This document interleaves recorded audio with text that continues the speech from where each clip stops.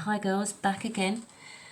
Hopefully everything's gone okay so far. I'm going to do ladders this week. We're going to skip the symmetrical solids, because that's really a luxury that it's not that important.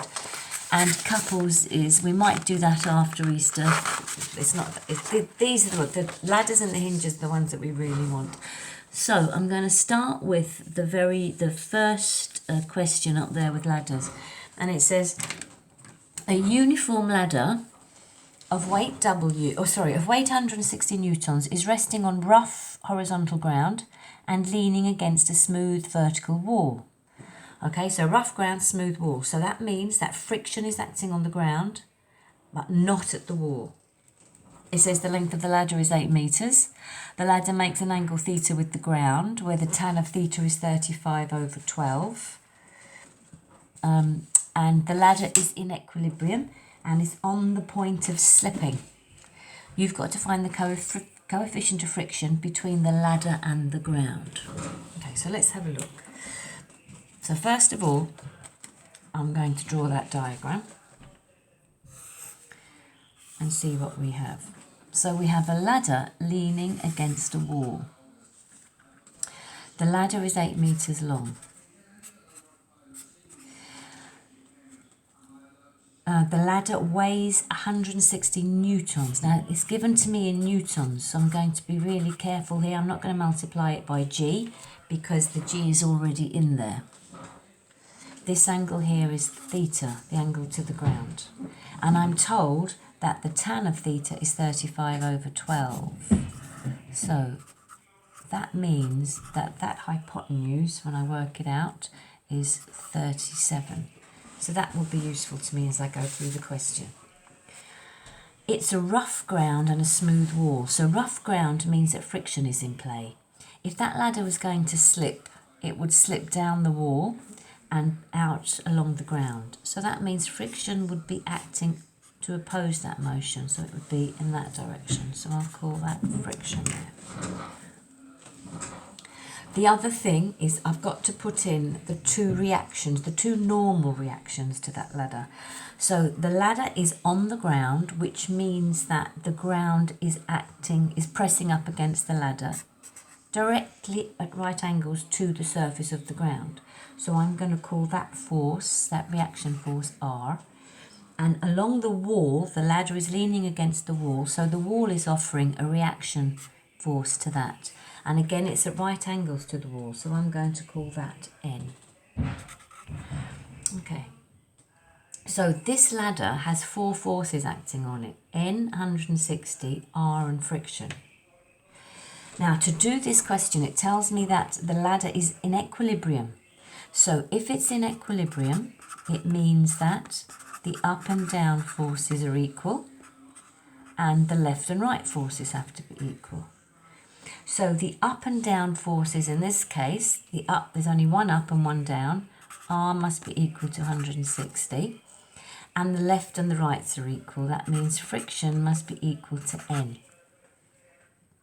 My job is to find the coefficient of friction, which is contained here within that FR. Now remember what FR is. FR is mu times the reaction at that position. So FR in this case is mu times R. So I'm looking to find mu. Okay, so my next job is this is my force diagram. So this is all the forces acting on that ladder. My next job is to draw a distance diagram. So when I say a distance diagram, this is what I'm going to use to use the moments in the law of the lever. So I'm drawing a distance diagram, so the same diagram again, but this time I'm going to choose a fulcrum, because I'm going to use the law of the lever. So just by default, we always use the fulcrum to be the base or the foot of the ladder. So this is where my fulcrum is there. So I'm going to have a look to see how far each force is from the fulcrum. So I'm going to draw the line of actions of each force. So this is my R force. There it is. It's going right through the fulcrum. friction is going right through the fulcrum. Now here's the weight force, which is 160 newtons. There it is. That's its line of action. That's how far it is from the fulcrum. So let's figure out how far that force is acting from the fulcrum now. I know that this angle here is theta. I know that the ladder is 8 meters long, and the weight force would act halfway along that ladder. So that means the distance from there to there is 4, and the distance from there to there is also 4.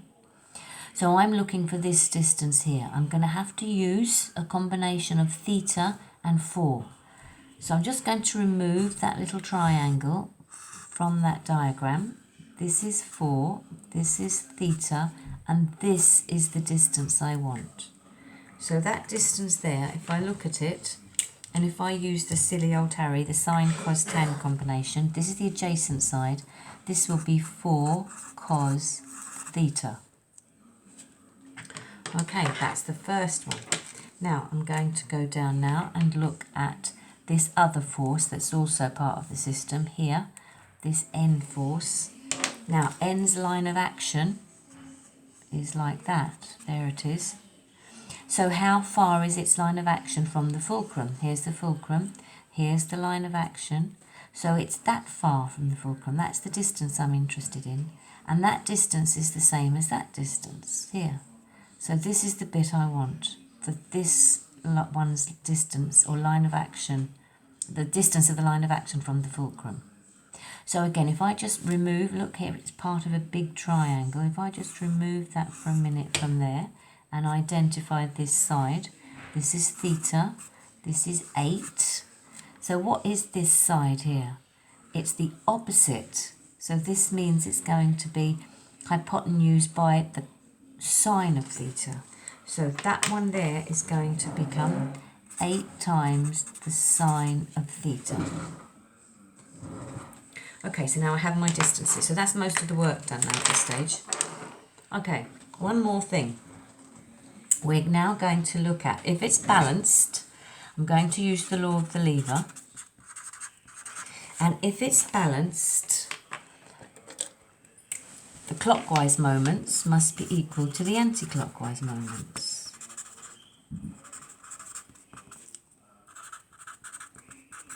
Right, so we're going to figure out now what's anti-clockwise and what's clockwise. We've got a lot of forces. We've got 1, 2, 3, 4 forces, and they're going up, down, left, right.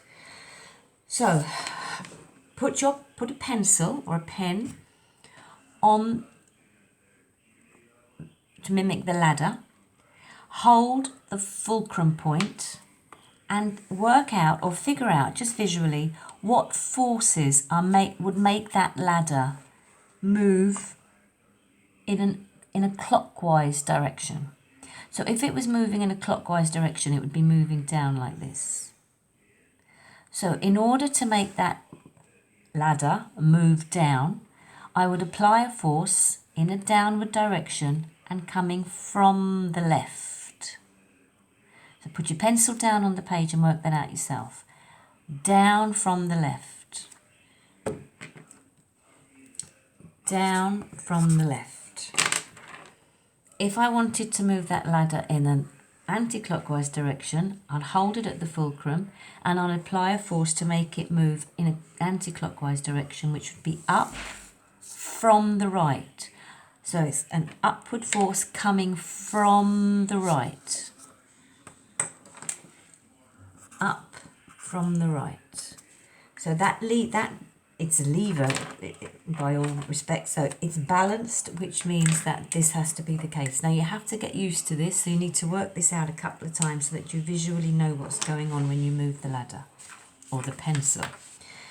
So next thing, I'm going to just apply these down and left forces and put them equal to the up coming from the right forces. Okay, the down force is only one down force, and that's 160 newtons. There's only one force coming from the left, that's friction. It's coming from the left. What up forces are there? There's only one up force, that's R. And I need the forces coming from the right. So there's only one force coming from the right, and that's N. So those are my 4 forces. Now I'm going to get a moment, I must multiply force by distance from the fulcrum. So the 160, here it is, there's the 160 Newton force. How far is it from the fulcrum? We've decided it's 4 cos theta. Friction is this one, it's going right through the fulcrum, so that will be 0 for distance. R is this one, it's going right through the fulcrum, so this will be 0 as well. N is here, so this is its line of action. We've already decided that's its distance, which we worked out to be 8 sine theta. Okay, so now I'm just going to work that out. So this becomes 160 by 4 by the cos of theta. Okay, the cos of theta is 12 over 37. And I'm going to put that equal to 8 times n by the sine of theta. And the sine of theta is 35 over 37. Okay, now when I work this out, this will become 7680 over 37 is equal to 280 n over 37. So those 37s will go. So I'll have n equals 27.43. Okay. My job is to remember mu. So friction is equal to n, and now we have n. So I can say that friction equals n. Friction is mu times r, which is equal to n, 27.43. We already have r from this part up here. So mu times 160 is equal to 27.43, which will give me mu. I'll divide that 27.3 by 160, and I get mu is equal to 0.1714. So have a look at that and make sure you follow every step. The next one's coming.